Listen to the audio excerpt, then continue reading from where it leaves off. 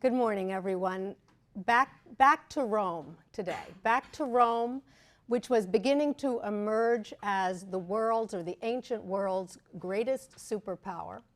An emergence that we're going to see had a profound impact on Roman architecture. And we'll also see that there were a number of men who affected this superstardom for Rome. And they're men that I'm going to talk about and talk about with you today. These included Julius Caesar, Pompey the Great, Mark Antony, and Octavian Augustus, especially Octavian Augustus, first emperor of Rome. And it's the reason that I've decided to call this lecture today, From Brick to Marble, Augustus Assembles Rome. You see on the left-hand side of the screen a portrait of Julius Caesar. It's a green diabase portrait of Caesar. It's now in Berlin. And I believe, actually, that it is a portrait that was commissioned by Cleopatra herself. She commissioned it for a building that she and Caesar were putting up in Alexandria called the Caesareum that honored Caesar. And you can see that he is represented as he was. It's a quite realistic portrait with the lines and wrinkles, with his receding hairline and so on, accentuated in this portrait. On the right-hand side of the screen, we see an image of Pompey the Great, a marble portrait that is now in the Ny-Carlsberg Glyptotek in Copenhagen, and a portrait that shows that Pompey the Great very much wanted to ally himself with Alexander the Great, because if you look at his very full head of hair, you can see that he wears it in the center, pushed up in a kind of pompadour, which is a reference to the same kind of upsweep that was worn by Alexander the Great. I want to give you a little bit of information about Caesar, about his life, about some of his accomplishments, because these are going to have an impact on the architecture, on our discussion of the architecture that he commissioned in Rome. We know that Caesar was elected consul in 59 BC.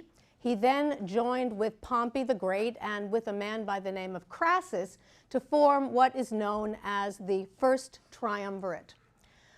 The result of that first triumvirate was in part that Caesar received a consulship in Gaul, but despite all good intentions, just a few years later, in 54 BC, the triumvirate fell apart. Difficult times were the case in Rome between 53 and 50 BC. There were food shortages and riots in the city, and the Senate was very concerned that these uprisings would lead to a takeover by the populace of the city. Pompey took charge. He took control of the Senate and he restored order. And his reward for so doing is that the Senate was willing to work with him to try to overthrow his rival, that is Julius Caesar. Crassus, the other member of the triumvirate, had since died. But Caesar got the upper hand at the end of the day, and it was Caesar who defeated Pompey the Great at a very famous battle, the Battle of Pharsalus, which took place in 48 BC. After the Battle of Pharsalus and his defeat by Julius Caesar, Pompey fled to Egypt, where he was murdered. And in fact, the Egyptians slit Pompey's head, put it on a plate, and presented it to Caesar.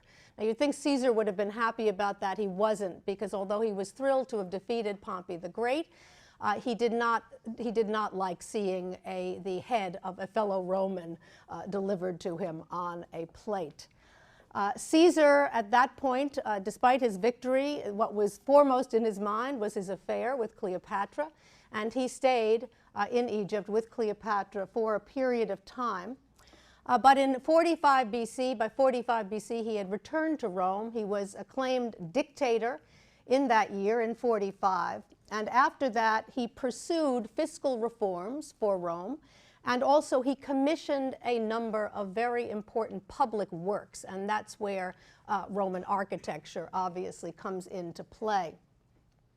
Despite the fact that he initiated those reforms and built buildings and built up the city in interesting ways, The aristocrats in Rome considered Caesar a tyrant. They considered him a tyrant because they felt that the influence of Cleopatra had rubbed off too much on him and his ambitions were too monarchical.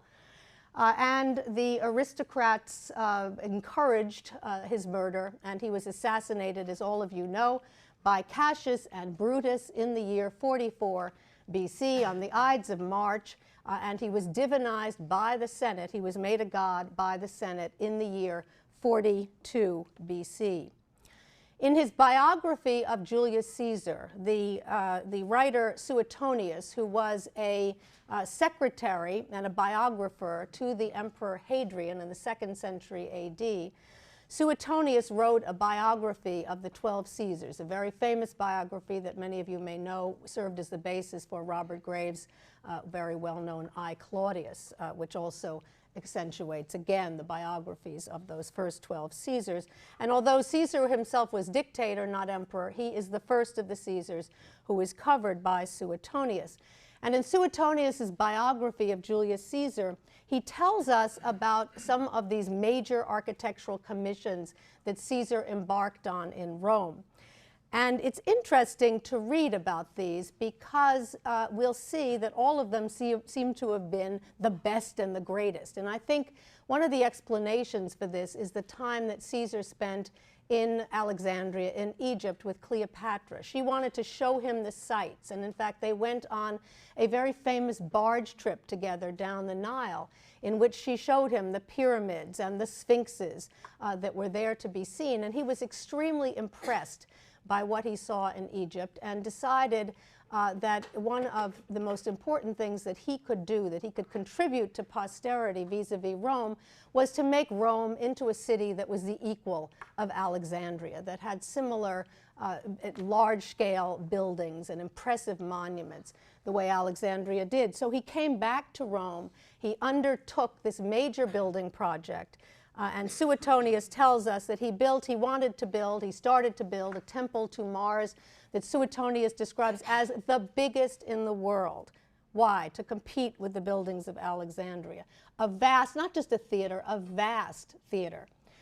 Greek and Latin public libraries. We know, of course, that the greatest library in the ancient world at this particular time was the library at Alexandria. So he wanted libraries in Rome that could compete with the great library of Alexandria, and he was also particularly interested in engineering marvels. He began to build a highway from the Adriatic across the Apennines to the Tiber, and then most famously a canal cut through the Isthmus of Corinth. That was in large part achieved, and one can still see that canal if one visits Corinth in Greece today. So he had vast ambitions, but many of these ambitions were cut short by his assassination in 44 BC. He was not able to achieve architecturally all that he had hoped